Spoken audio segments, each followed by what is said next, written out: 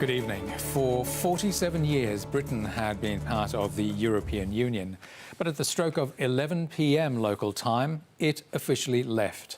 Brexit supporters gathered outside the Houses of Parliament in London to mark the occasion, while Remainers commiserated. Let's go live now to SBS Europe correspondent Ben Lewis, who's following developments in London. And Ben, quite the moment for the UK. Yeah, absolutely, Anton. Good evening. Today is day one of the 11-month-long post-Brexit transition period, and during this time, the UK will continue to follow all the rules and regulations of the European Union. So in a practical sense, nothing has changed. But speak to any of the thousands of people who gathered in Parliament Square last night, and they'll tell you that something very fundamental has changed. 5, 4, 3, 2, 1. And with that, Britain Brexited. 1,317 days after the United Kingdom voted to leave the European Union. How are you feeling at the moment? Absolutely bloody marvellous. Does it feel any different? Yes. Yes, absolutely. We're free.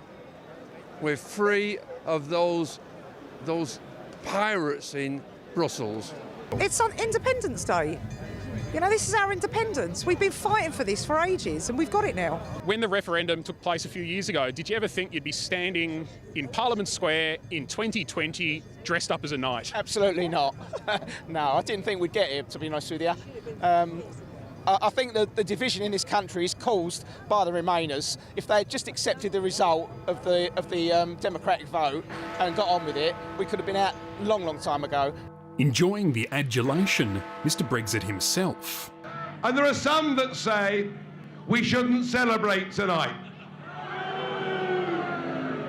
Well, we are going to celebrate tonight, and we are celebrating tonight because we know that this is the single most important moment in the modern history of our great nation. That is what is happening tonight. To those who backed Brexit, it is a chance to reshape this country and its role in the world. To those who fought against it, it's a self-inflicted act of harm. It is extraordinary to think about, though. Britain has now left the European Union, and no one can say for certain exactly what it will mean for the United Kingdom's future. It will all depend on trade deals and diplomacy, meaning much rests on the shoulders of this man. It's the biggest joy of my life. Boris Johnson toured the north of England, the area that delivered him a thumping majority to, in his words, get Brexit done.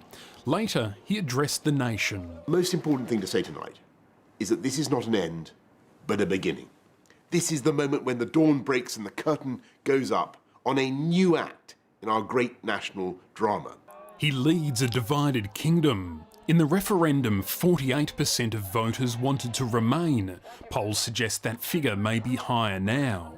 Their message to Europe was beamed onto the white cliffs of Dover. You know, I think it's very sad, but I accept it. But I shall fight. I shall fight. This is a Polish costume, it's a Polish national costume, and this is my way of showing that Poles are very much part of this community. Should old acquaintance be forgot? In Scotland, the calls for independence are growing louder. There is a future for Scotland in Europe, and that's what we're looking forward to. So that's a positive for today, is there's a future for Scotland in Europe. Across the Irish Sea, there will be no hard border, but Brexit night was still marked by protests. The debate during the last 3.5 years hasn't always been edifying.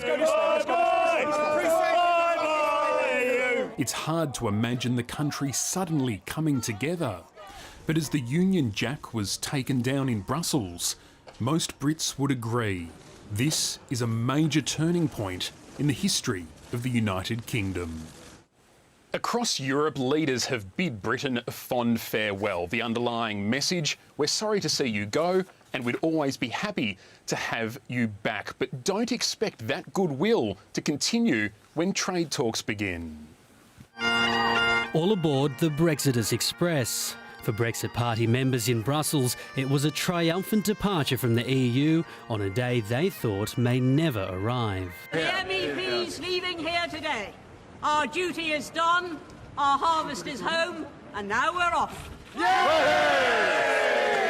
But as Brexiteers celebrated, French President Emmanuel Macron, who hosted the EU's Brexit negotiator Michel Barnier in Paris, took the campaign to task. Mais je me souviens combien la campagne de 2016 a été faite de mensonges, d'exagérations, de simplifications, de chèques qu'on a promis et qui n'arriveront jamais. Il faut là aussi, à chaque instant, nous souvenir de ce à quoi le mensonge peut conduire dans nos démocraties. This ferry was the last to leave the French port of Calais while the UK was still in the European Union.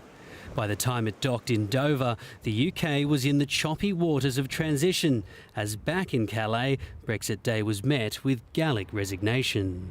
Je pense que c'est un jour triste. C'est un jour triste eu égard au lien qui lie la France et le Royaume-Uni. C'est un jour triste eu égard à la construction européenne, cette Europe de la paix que nous avons construite. The Funkturm Tower in Berlin wore a distinctly British hue, as Germany said Auf Wiedersehen, and Chancellor Angela Merkel warned of a rocky road ahead. Es sind jetzt intensive Verhandlungen notwendig. Die werden wieder von der Europäischen Kommission, insbesondere von Michel Barnier, für uns geführt. Denn wir als Mitgliedstaaten wollen ja ein einheitliches Auftreten gegenüber Großbritannien sicherstellen. Diese Verhandlungen werden sicherlich nicht einfach sein. Irish Prime Minister Leo Varadkar said goodbye to an old friend, but left the door ajar. We do hope it works out for them, but if it does not, there will always be a seat for the United Kingdom at the European table.